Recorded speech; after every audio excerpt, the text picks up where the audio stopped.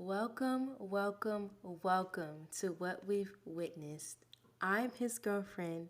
He's your host, your boy, Javondre Cole. And we are live with episode 5. First and foremost, I'd like to say that wherever you are tuning in from, whether that be from my LinkedIn newsletter, Spotify, Apple Podcasts, iHeartRadio, Castbox, Pocket Cast, I do appreciate the support and I do appreciate the improv script and introduction from my very own beloved girlfriend. So thank you for that. But we got a lot to talk about today, so let's get down to business. We are back with a Super Bowl rematch 2 years later between the Kansas City Chiefs and the Philadelphia Eagles. We'll discuss my Super Bowl preview and picks in just a sec. But first, we want to take a look at how the current AFC champions and the current NFC champions got the job done.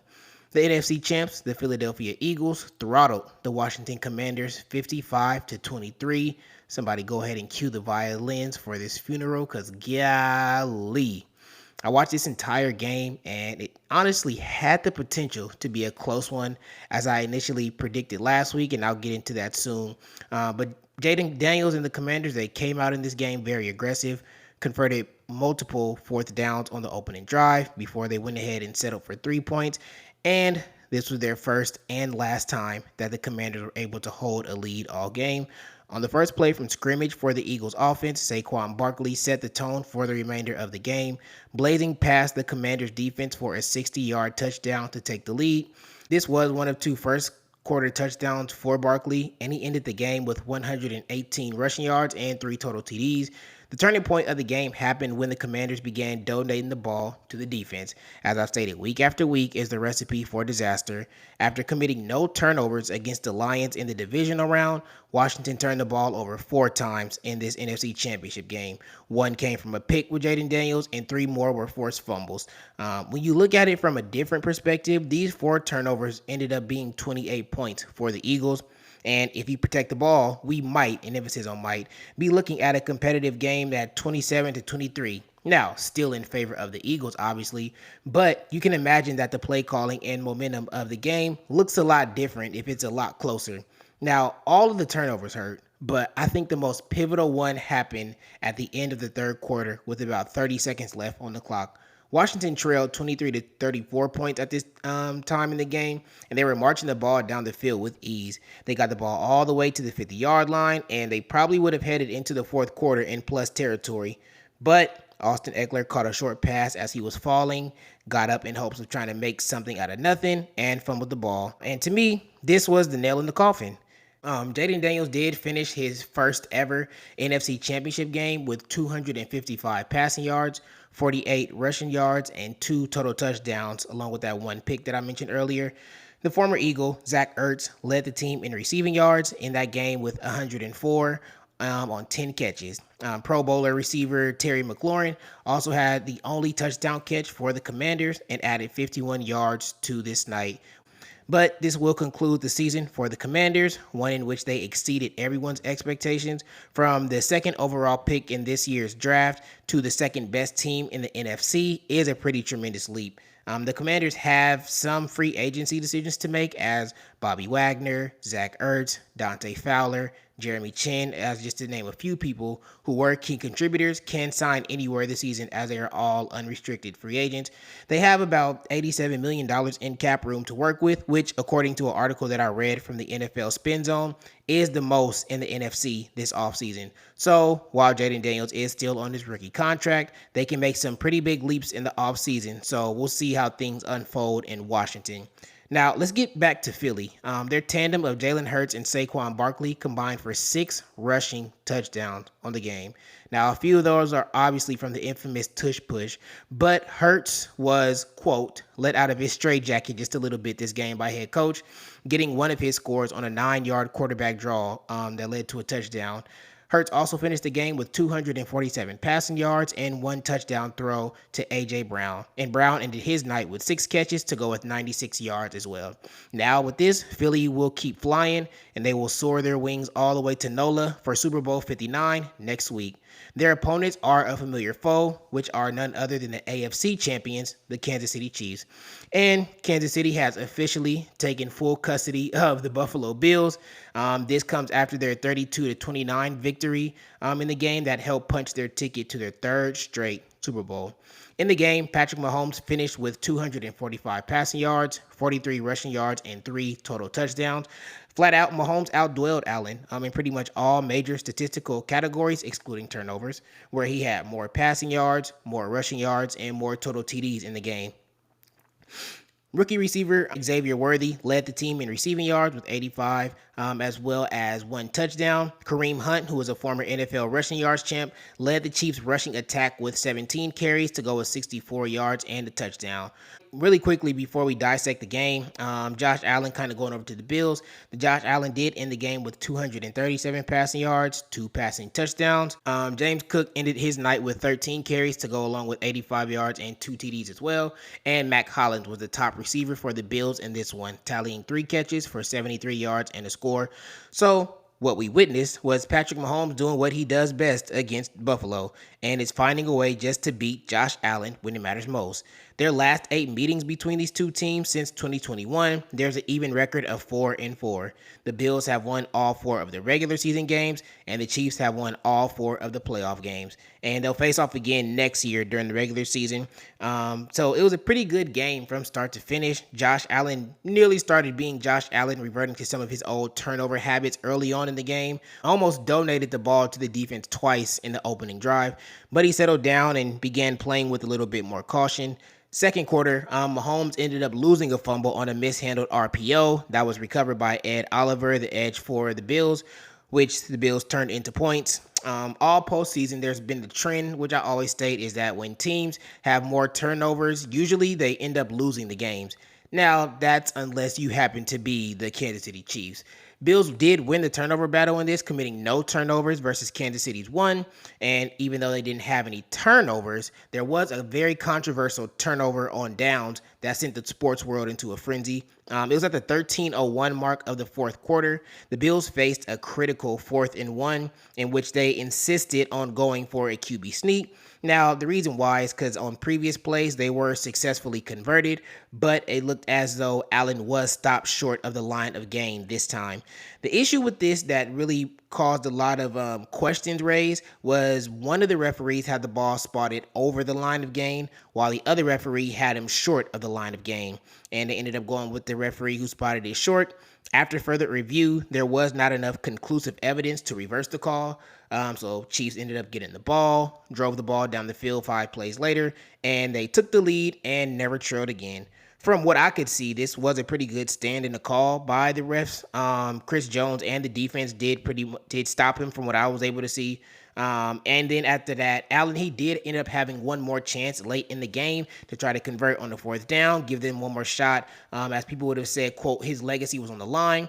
So the Chiefs on this play, they brought the blitz, rushed Allen into throwing a downfield heave, one that ended up hitting the arms of tight end Dalton Kincaid, who had a chance to convert and keep the drive alive, but instead the Bills season died.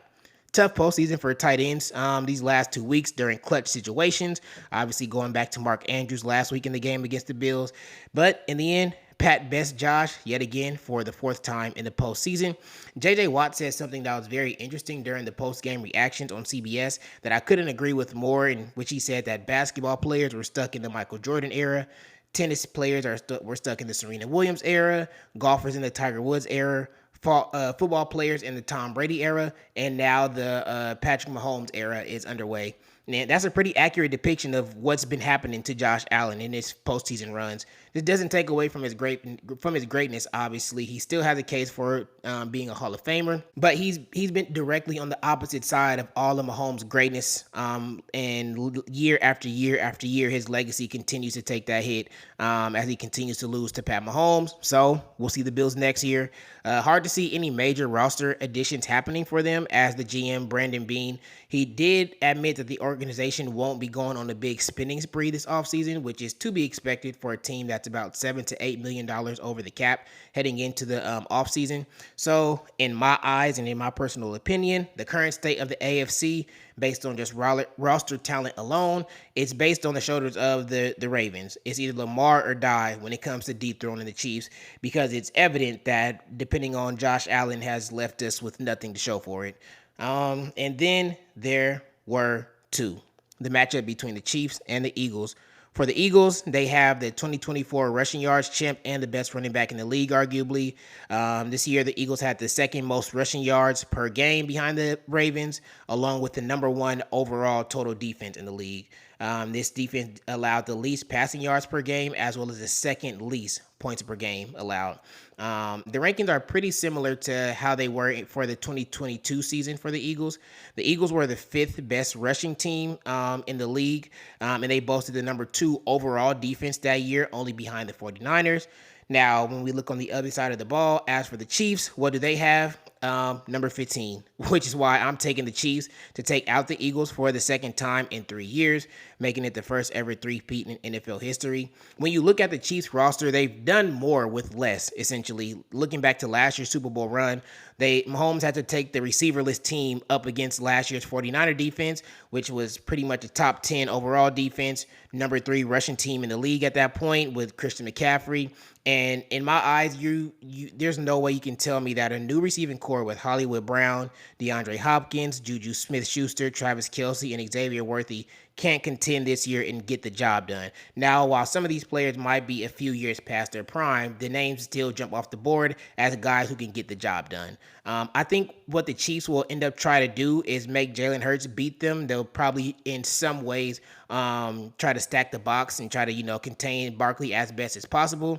Now, just making Jalen Hurts beat them is kind of going to be a challenge as well, because he's more than capable of doing it. Hurts actually, in the last Super Bowl 57, he outplayed Mahomes in that matchup. He went for 374 total yards and 4 touchdowns on that game, but in the end, it was Mahomes who hoisted the Lombardi trophy. So I think it's going to be a similar approach in this one. Now, obviously, there's no replicating Saquon Barkley, who is now in town for Philly. So Steve Spagnuolo, he's going to have his work cut out for him, but I just think the Chiefs always do a great job, their coaching staff, and they can out-scheme anybody from what we've seen. So hard to give this a score prediction in my eyes, but I can see that this is going to be a pretty close game.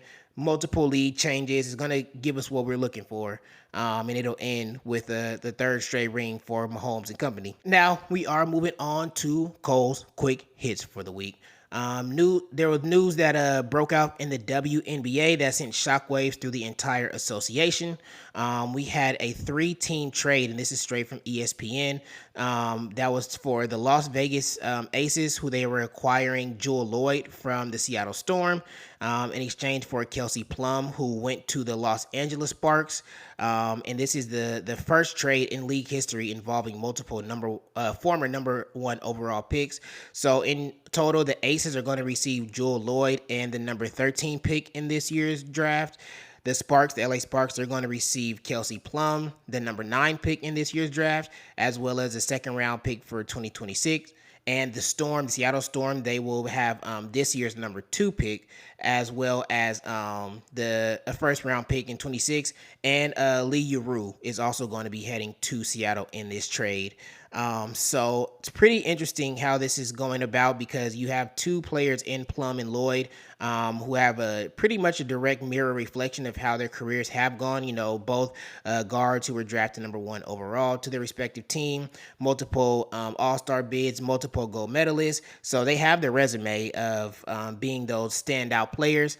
For both of these players, they're kind of on one-and-done deals. They're ending their contract years, so it'll be kind of interesting to see how the offseason plays out for this. I know for Kelsey Plum, she's going into a situation for a rebuilding LA Sparks organization. organization who has young talent in Cameron Brink and Rakea Jackson. So it'll be kind of, assuming there's long-term plans here, and she'll probably get a multi-year deal at the conclusion of the season.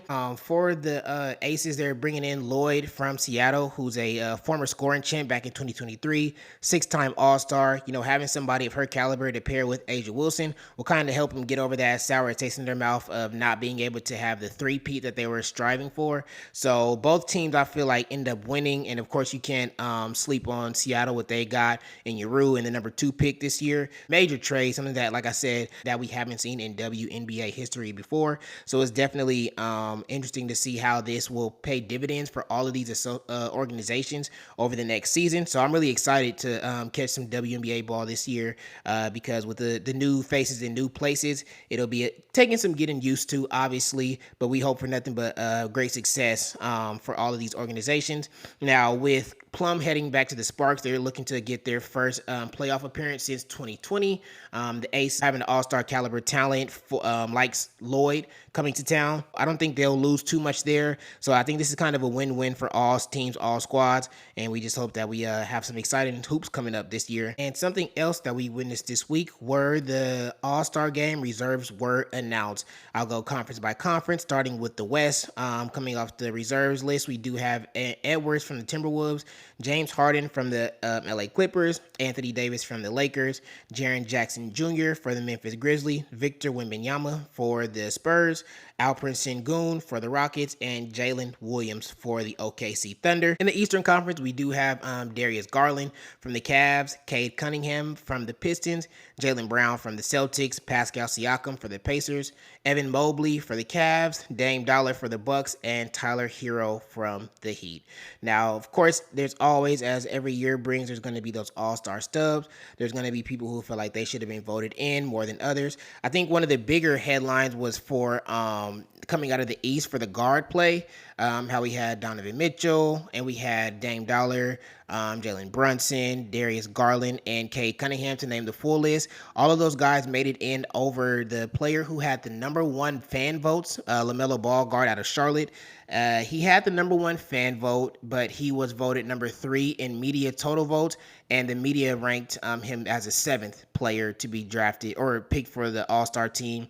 Trae Young, somebody else who went to X, and he said that this is no longer getting snubbed, this is getting trade. So, of course, he's feeling some type of way as if he should be amongst the group of caliber players and the guards. Now, the issue is, obviously, if fans, they do want to see who they want to see in the game. Now, the voting has been changed as of recent past of how these players are getting in. So fans account for 50% of the votes determined for the starters, while players and media account for 25%.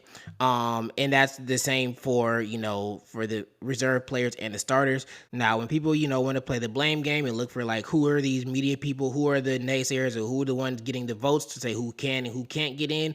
Of course, it's none other than some of the more prominent people we have as some of our sports voices, the David Aldridge, Stephen A. Smith, Taylor Rooks, Adam Lefkoe, Brian Lewis, Kendrick Perkins, just to name a few of the individuals who are the media talents and personalities, Brian Windhorst, who are, some of the ones who had a say so and who were going to be the all-star players. So another issue that came about was just the record, the teams play. I know the All-Star Game has been notably known as the clout game. Who do the fans want to see? Who do they love? But with the record at the time of the All-Star voting announcements was a 12-32 team for the Charlotte Hornets. Kind of hard to try to get people in the game when you're boasting such a horrible record on your name. So, this is also going to cause, more people to have questions going forward. Like, hey, I know that 50% of the fan vote is accounted for, but does it even matter if the fans don't get who they want? Why vote? Just a lot of questions coming into that. So those are some of the Eastern Conference snubs that I guess you can say. From the Western Conference, Domantas Sabonis, who is currently the only player in NBA history to average 14 rebounds and 6 assists per game, is on his second straight snub from the All-Star Game as well. Kyrie Irving, who has been keeping the Dallas Mavericks competitive in games, even despite Luka Doncic's absence with his injury, was somebody that I feel like probably should have got in. The only issue with trying to choose who gets in and who gets out is obviously that means you have to replace somebody. So with injury designations, of course, some of these guys may be able to get into the All-Star game, but it'll be interesting to see who Adam Silver decides who can get the last nod for the All-Star game this year. So, and of course, that'll take place next week. So we'll look forward to see how what the final roster will officially be after all the injuries, announcements, and everything that comes about. So, and all the games will be starting again next week. So it'll be interesting to see who Adam Silver goes with and who will get the final All-Star bid this year. And just like that, friends, that is all that we have witnessed. Please, please, please don't hesitate to like, comment, or share this episode with your favorite sports junkies who value and enjoy the games as much as I do. Until we meet again for episode 6, so long, friends and family, and have a blessed night.